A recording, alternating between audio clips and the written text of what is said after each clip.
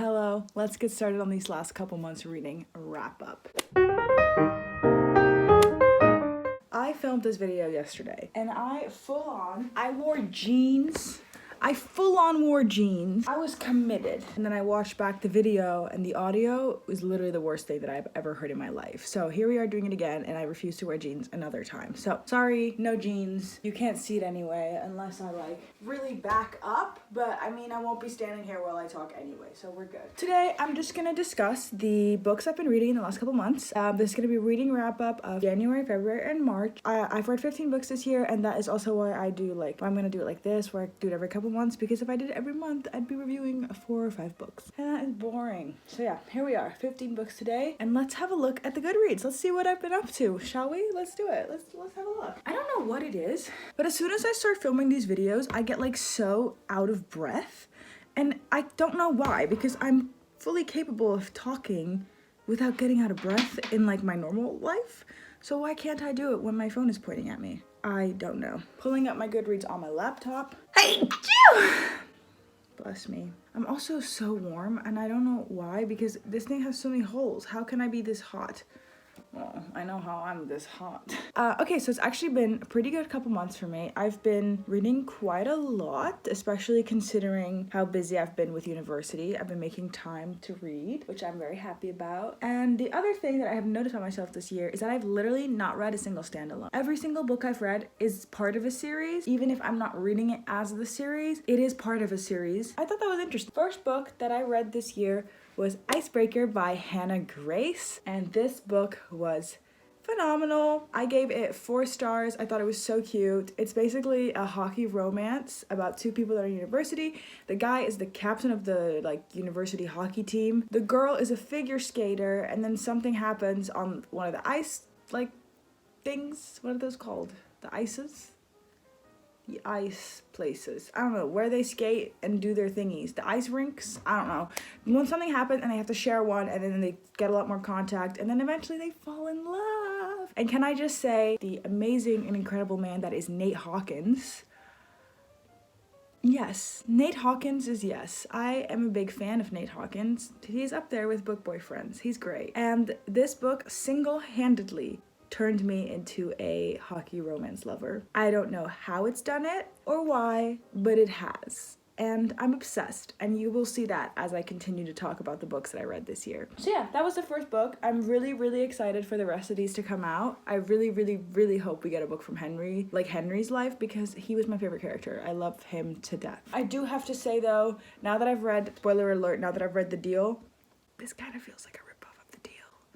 But it's okay, it was still good. Next up, I read The Atlas 6 by Olivia Blake, and I have a confession to make about this one. I didn't love it, but that is my fault, because I screwed up the reading of this book. She originally self-published this book. It got popular, and obviously the book got picked up by a publisher, and now it's published with the publishing house. I have the physical copy that was published with the publishing house, but I made the mistake of also downloading it on my phone so I could read when I didn't have my book with me. And what happened is that maybe or maybe not, I downloaded the self-published version on my phone while I was reading the published version on my physical book, which meant I may or may not have read 2 stories together. Basically, apparently, the self-published version and the published versions are slightly different, very slightly different, but there's a couple of plot points and there's sentences added and sentences taken out. Just, general editing that gets done when you publish a book. And since I read them in tandem, basically I missed sentences or I've added sentences that just never got addressed again, or something happened that for me had no foreshadowing because I didn't see that sentence, but then I read the ending and I was like, what? So basically I was left in an extreme confusion. I have never been so confused when finishing a book, and I think it's confusion beyond just what this book intended to do, because I wasn't just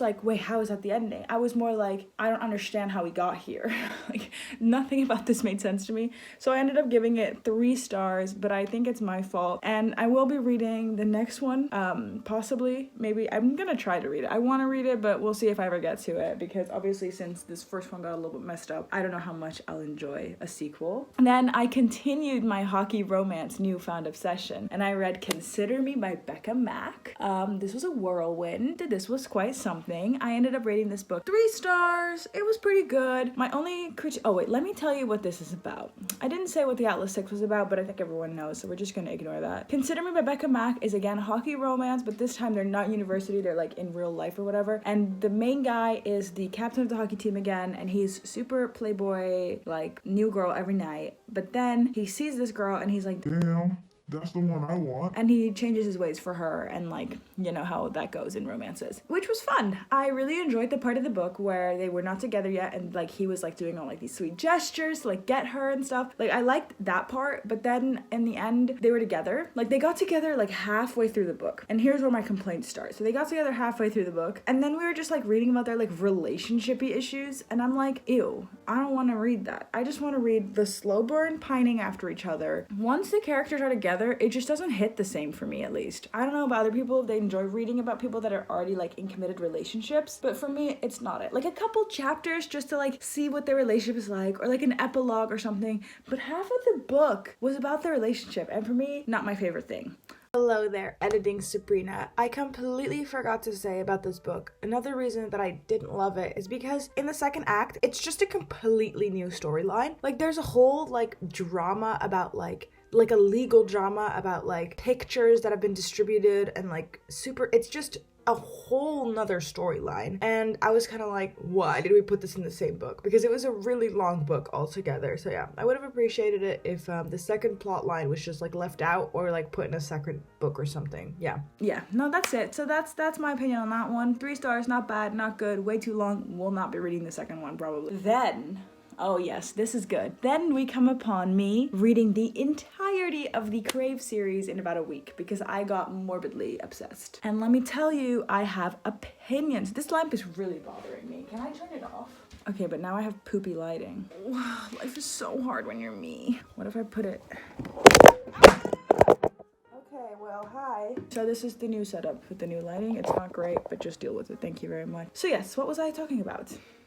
The Crave series. Yes, the Crave series. How can I forget? I am going to do an entire separate video about the Crave series. It's a rant review. I've already recorded it. I just need to edit it. But I've talked for like an hour, almost 2 hours. So it's taking a while to edit. Now, just to sum it up for you. Okay, so the Crave series currently consists of 5 books, which is Crave, Crush, Court, Covet, and Charm. And then there's a 6th one coming out, I think in May, and that is Cherish. I've read everything that's out right now, and I'm gonna give you a physical demonstration of how I feel about these books. If I was a graph, okay, this is about the most science nerdiest way I could possibly explain how I feel about these books, but bear with me, okay? It's the best way I can explain it. Here is my graph. I'm the graph, x-axis, y-axis. This is how far along I've come in the book. So this would be the 1st book, 2nd book, 3rd book, 4th book.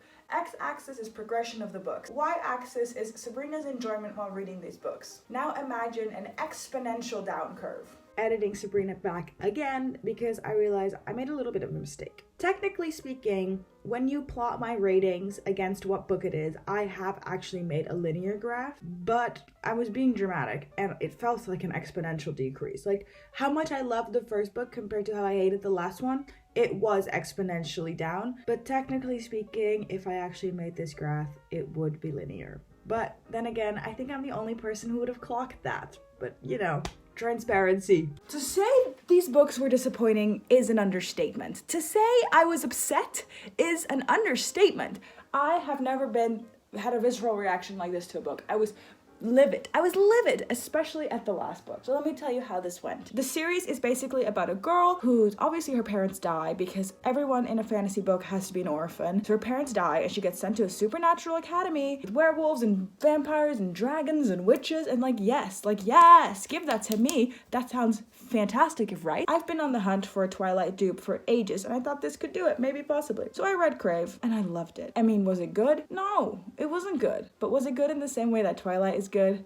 Yes, it was. So I gave it 5 whopping stars. I read that shit in like a day. I was thrilled. I was ecstatic. So I bought the second book. Oh, by the way, this was back in November of last year. So I buy the second book, Crush. I read Crush and I'm already thinking, it's a little bit long. But still, I enjoyed it. I liked it thoroughly. It was fun. It was good. Gave it 4 stars. Not quite hitting the same as the first book did, but still, it was nice. So I gave it 4 stars. Then we reached Covet. Again, was way longer than it needed to be. All of these books, I think she was trying to like reach a page mark or something. I think she'd seen that normally fantasy books are really long and she was like trying to get with that memo, which girly pop you don't have to do. And if anything as an example of that, it would be the Cruel Prince series. I really appreciated that those fantasy books were not 900 pages. Like, thank you. Especially when they don't need to be. These books, they don't need to be 900 pages. But anyway, I'm getting way too into it. This is all gonna be in this rant video. But yes, then I read Covet, which again, I gave 4 stars. Still pretty good. So I started reading Court. And keep in mind, I'm reading these in like quick succession from each other. I think I'm reading these with like maybe a couple hours in between each time I start a new one. But anyway, I read Court and I gave it 3 stars. My complaint here again was way too long. Just way too long. She needs to catch editor. She needs an editor. Someone needs to go through these books and cut out all the unnecessary nonsense. There was so much whiffle, waffle, waffity, floofle, flop, flop. So 3 stars. Still not bad necessarily, but the fact that I rated the first one 5 and then I had 4 and then 4 and then now 3, I was getting already a little disappointed. Imagine my surprise when I started reading Charm. I picked up Charm and I was like, finally, last one to finish this series. It better be good. Go out with a bang. No, I gave this book 2 stars. 2! I'm so upset. I wanted to love this. I wanted to find another series that was as dear to my heart as Twilight and ACOTAR and all those things. Even the Maze Runner is better than this. It was nonsense. The plotline was stupid. Everything about it was bad. And I'll tell you all about that in the other video. So yes, I've already talked about this for like 8 minutes straight when I said I wasn't gonna discuss this in detail, but here we are. The next book that I've read, which is book number 8, and that is Twisted Emotions by Cora Riley. So yeah, Twisted Emotions by Cora Riley is a mafia romance about a marriage of convenience where basically I think they're marrying to reserve like the peace between 2 like mafia like gangs? Are they mafia gangs? Territories? I don't know. They're preserving peace between 2 mafia leaders by doing a marriage. Everyone is very traumatized and it was. I don't know how to explain this book. Check the trigger warnings if you plan on reading it. I gave it 3 stars. I just kind of read this as a palate cleanser. Like after I've read so many fantasy novels, I was like, I need something quick and easy that I can just like whoop. And I did. I whooped right through it. Oh God. Anyway, but yeah, it was cute. I mean, no, it was not cute actually. It was pretty dark. But if that's your thing, go for it. I don't think mafia is really my thing. Half the time when they were talking about their mafia stuff, I was laughing my ass off about how ridiculous it was. Not bad. If you ever need a palate cleanser, Twisted Emotions. It's the 2nd book in a series, but I don't plan on reading the other ones. And then, ladies and gentlemen, we continue to feed my forever lasting now hockey romance obsessions, and I read the entirety of the Off-Campus series. So I read The Deal, The Mistake, The Score, The Goal, and The Legacy. Again, all in the period of like a week. I was obsessed with these books and they were so good. So let me give you the rundown from the beginning. So first off, I read The Deal with Garrett Graham and Hannah Wells. Yes. Garrett Graham? Yes. Are Garrett Graham and Nate Hawkins the same person? Basically. So Hannah Grace did copy that, but that's okay. Elle Kennedy, you made it up, so be proud of yourself. Garrett Graham is the blueprint of Golden Retriever boyfriends. So again, let me just explain this series really quickly, even though I think everyone on the internet knows what it's about. The Off-Campus series is about a bunch of hockey players are on the team, and then they meet a bunch of girls and they all fall in love, you know what I'm saying? And most of them were players before, and then like, so yeah, there's that trope. Each book kind of has a trope with it. I think the first one, The Deal, was it's fake dating. The second one was second chance romance. The third one was, friends with benefits to love, maybe? Is that the trope? And then the last one was accidental pregnancy, which I'll get to. Not a big fan, as you can tell. But yeah, I gave all of these 4 stars, except the last one, which I gave the last 2 3. The Legacy and The Goal, I gave 3 stars. But let's talk about these individual. The Deal, I loved it. It was really cute. It was super fun. Had a really good time. So easy to read. So easy to read. I flew through these books so fast, like literally 4 hours each. Fabulous. It was really fun. Then I read The Mistake, which John Logan and Grace Ivers are my favorite couple from the series. They're so cute. They're so cute together. I just love their dynamic. It's the best. It's adorable. It's fantastic. I love it and I want it in my life. I've been telling my friends about how I want to date a hockey player now. And the place I live, they don't play ice hockey, we play field hockey, and that is just not the same. But anyway, next up with the score with Dean Hayward De Laurentiis. Yeah, I love him. I love his attitude to life. I literally think I need to take a page out of his book and use it for while I'm living my life, because the life of Dean is amazing. If you've read the book, you know what that means. But anyway, then lastly we have The Goal, which was John Tucker. Now, John Tucker could very well have been my favorite one of these guys, but unfortunately that was ruined by accidental freaking pregnancy. It's not the trope for me. I really dislike it. I don't like reading about pregnancy. I don't like reading about kids. I don't like reading about any of that stuff that has to do with pregnancy. I'm sure other people would love to read about that, and someone finds it really cute when he's all like a good and loving dad while they're pregnant, but like that's not my thing. So I wasn't vibing with that, unfortunately, because I really did like John Tucker in the start of the book before the pregnancy started. Oh, and also her name is Sabrina James. So at the start it was a little bit weird to read about John Tucker and Sabrina when my name is Sabrina. That was a little odd, but I got over that and it was fine. It was good. It was fun. And then I read The Legacy, and The Legacy is just like a little bit of a short story about all the 4 books.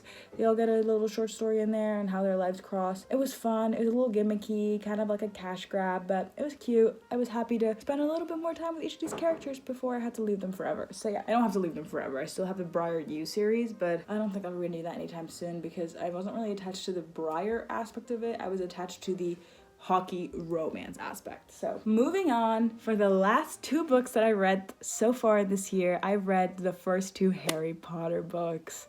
Now, I'm fully aware that I am a little bit late to the party, but at least I've arrived. And I'm loving it. Anyway, so yes, I read Harry Potter and the Sorcerer's Stone, and I've also finished Harry Potter and the Chamber of Secrets. They were fabulous. Honestly, fantastic. I gave the first one 5 stars, I gave the second one 4 stars, and I'm only assuming it's gonna get better from here on out. Yeah, so everyone knows Harry Potter is obviously a little wizard boy, goes to Hogwarts. It's freaking incredible and fantastic, and there's nothing I want more in my life than to go to Hogwarts, but unfortunately I can't, because first of all, I'm already a university student. Second of all, I'm not a freaking witch. Not fair. I want to be Hermione Granger. I want a lot of things. I want a hockey boyfriend. I want to go to Hogwarts. I want this. I want that. I also want to date a vampire. So whenever my hockey vampire that goes to Hogwarts comes around, I will let you guys know that I found the perfect man. Until that day, I will be single. And people say my standards are high. What are they talking about? A hockey vampire that goes to Hogwarts? That's not that big of an ask. That's all the books I've read. Maybe you've read some of these books. Tell me in the comments if you have. Maybe we can discuss them. I would love to. That's that. So thank you so much for watching. I hope you enjoyed, and I'll see you in another one. Hopefully, maybe, please. I hope you also find joy. What?